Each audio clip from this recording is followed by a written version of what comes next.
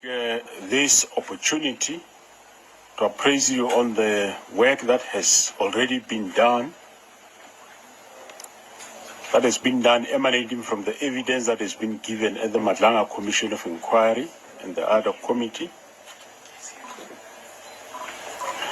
On the 11th of November 2025, I established and appointed a task team of skilled senior officers who were mandated to do the following: monitor evidence led at the commissions and identify, of course, names of SAPS employees who were implicated to ensure that disciplinary investigations are initiated in cases where there is credible information that may lead to misconduct. Hello guys, welcome to Amazon TV. I hope you're okay. Do you think kunento ephathekayo ezophuma out of all these investigations? Mina, I'm worried and I don't believe ukuthi kunama good results azophuma from out of these investigations. iMadlanga is doing a great job and uyababona ukuthi they are very serious about getting the truth. But I was listening to one of ama-analysts, political analyst, owathi akacabangi ukuthi umuntu okuzosubmithwa kuyena, which is uRamaphosa, uzokwenza uzosibuyela nemiphumela emihle, cause uyaziwa ngokuvikela abantu angafuni ukuthi beboshwe, cause naye is involved in all these things. So yena vele una this tendency of protecting ama comrades or protecting abantu angafuni vele ukuthi baboshwe.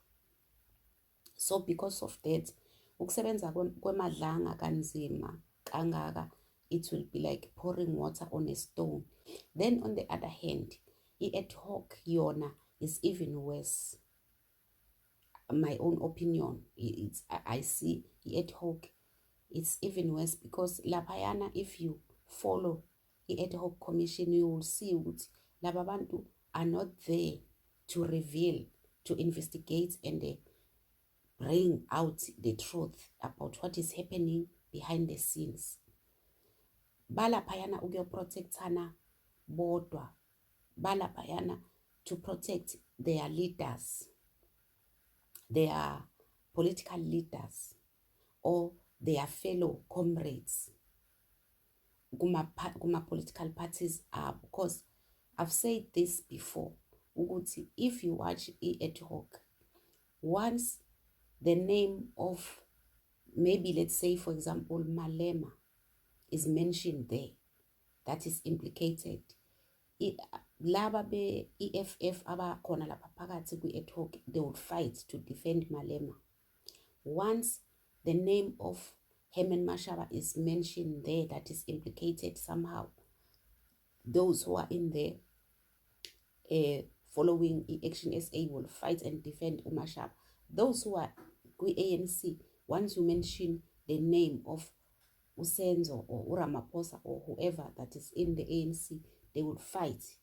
So that is why, to me, I don't think sizoba satisfied ngakho konke. At the end of everything, I don't think abantu abazoboshwa sizobona kuboshwa abantu down there, just like izinto ezenzeka kwi-escape kaBester, ukuthi kwagcina kuboshwe abantu be-G20, just a security guys be-G20, okuyibona bona abantu okuyibona aba-escapisa uBester, azange baze baboshwe until today. And the Bester stood inside the court washo ukuthi these people abakaze benze lutho, babengeke baba namandla okungikhipha ejele. Politicians are involved, but kwathiwa ningamnaka uBester is just lying until today. Let's continue, guys. This team would ultimately ensure that disciplinary processes are followed in line with the SAPS disciplinary regulations. To date, members whose names were mentioned at both committees have been identified. We cannot at this stage, of course, mention their names, but as the case are still under investigation, all the affected members have received the notices of investigation into the alleged misconduct. And hearings and investigations are at advanced stage, and of course there are those that are already on suspension. From the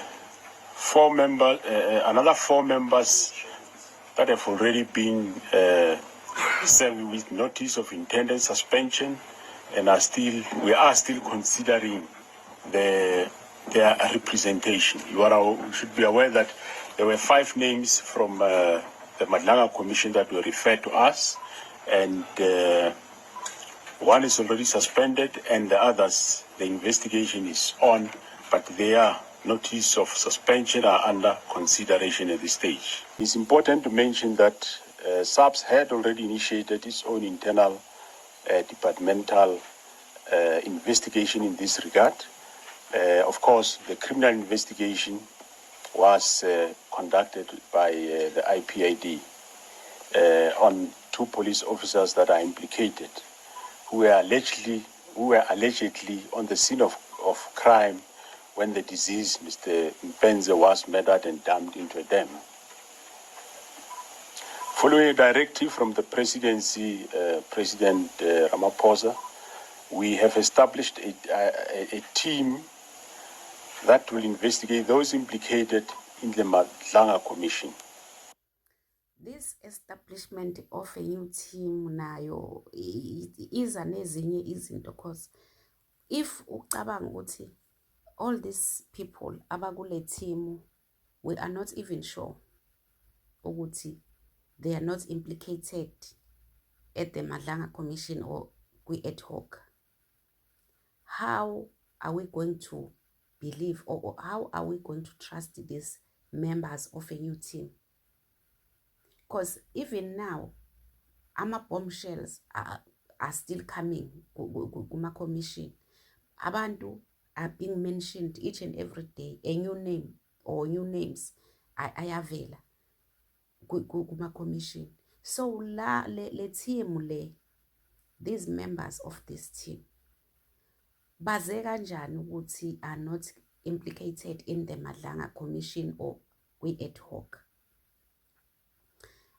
That's another thing ezoba nzima on a long run, because these people there, maybe they are just there sent by people on top ukuthi beyojoina, because everything like South Africa is done by Ramaphosa alone.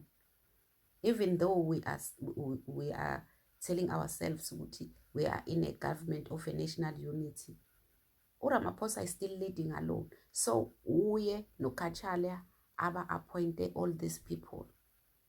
So ukuthi laba bantu laba baselectwe ngoba bezokwenzani lana, or bazovikela, bazoprotecta, noma bazokwenza sure ukuthi kungabi nabantu abaphezulu ababoshwayo, sizokwazi kanjani lokho?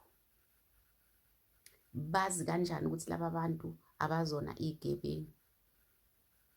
Why kungaqhutshekwanga ne-PKTT? Because i-PKTT started this job. Iyona eyenza ukuthi kurevileke almost all these things lezi ezivelayo njengamanje ezivezwe uGeneral Mkhwanazi. If it was not for the PKTT and their investigations, bekuzoba nzima ukuthi sazi ukuthi kwenzakalani. And the braveness of one of their leaders, which is General Mkhwanazi, owaphumela obala wazositshela ukuthi PKTT ama-investigations ayibithola lokhu nalokhu nalokhu. Why singaqhubeki nayo njengamanje? Why are we establishing the new team to investigate ama-allegations avezwe i-PKTT? How are we going to trust this new team? Because asibazi ukuthi why bechuziwe ukuthi bebe ibona manje abazoqhubeka nalama investigations. I think it's wrong to establish a new team engazange iqale umsebenzi. Why not continue with the one that it was already there and they know ukuthi bathole ini nini kanjani. But anyways, this is how things are in South Africa. Let's continue, guys. It is important to note that some of these cases were already been investigated by the Political Killings Task Team, the Organized Crime and the Serious and Violent Crimes units and teams. However, now that there is this team that we have established, it will then take over these referrals and start the investigation. This team comprised of experienced, skilled, specialized detectives, forensic experts, crime intelligence analysts, and operatives, as well as combat members. The team will also include, of course, members from the NPA. I'm sure Advocate Mti will talk on that for purposes of prosecutorial guided investigation. This team's mandate include fast-tracking of the finalization of all cases that have been under investigation and referral from the Commission. And this task team include investigating criminal cases that relate to members of the 9 members of Ekurhuleni Metropolitan Police Department. We have full faith and confidence in the team that is made up of experienced and skilled specialists. Together with the NPA, led by the National Joints, we continue to assess and review the safety and security of those who have a role to play at the Commission. We are still waiting for amagama abantu abaphezulu njengabo Senzo Mchunu, oBhekicele, oFikile Mbalula, but all we are hearing is members of the JMPD Ekurhuleni, or Julius Mkhwanazi, all those people who are down there. Why not mentioning or Big Fish, okuyibona Kingpin kulento? Why sizwa abo Matlala, abo Julius Mkhwanazi? Asifuna ukuzwa thina okuyibona Kingpin, sifuna ukuthi kuboshwe Kingpin, kucleanwe i-country, kuqalwe from a clean slate, yonke into ibe fresh. Masizovele siselecte abantu abaphansi abangenamandla cause bona bengekho kwi-power. I don't think ikhona into ezokwenzakala kule country, lukhona ushintsho luzoba khona. Njengoba sibona namanje ukuthi even after the exposure by General Mkhwanazi, basaqhubeka vele bayazenza lezi zinto. Look at uMusa Khawula, uboshelwe into angayazi. Why? Because ukhulume izinto azaziyo ngoFikile Mbalula.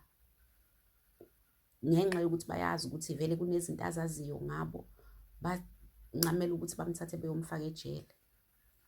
Iyona mpilo esizoyiphila leyo ukuthi if wazi izinto ngabo ufuna ukuzikhuluma as a citizen ethintekayo nayo, because as a citizen you have to be concerned about what they are doing in the country. You are a citizen. If they are destroying your country, kufanele ukuthi ukhulume, ucomplain, bese ke bona bazokubopha bekubophela ukuthi uyacomplain. So nje angiboni into as ushintsho oluzoba khona ngaphandle kokuthi uRamaphosa uzovikela abantu bakhe, i-ad hoc izovikela abantu bayo. No good results will come out of all this. Uzofana nje nakho konke sihleze sikubona ama-commission eformwa, after that kuphelele emoyeni, kuwastwe ama-billion just for nothing. Because nabo abo-Ramaphosa baphakathi kulezi zinto. So banozophupha omunye amajaji aphakathi. Ijaji